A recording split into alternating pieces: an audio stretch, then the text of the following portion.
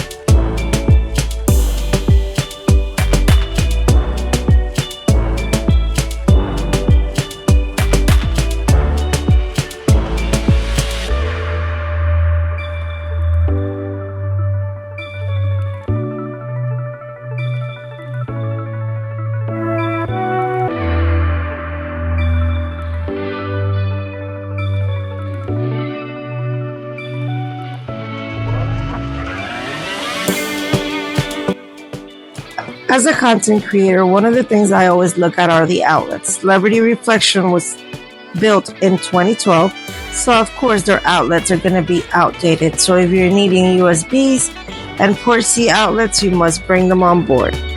But if they're known for something, is their luxury, and their bathrobes are the best in the whole entire cruise industry. I absolutely love that. And now it's time to go explore the ship.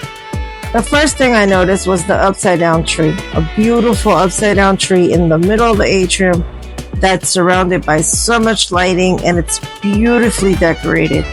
This was a special touch. Let me show you around some more so you can admire the beauty of this ship.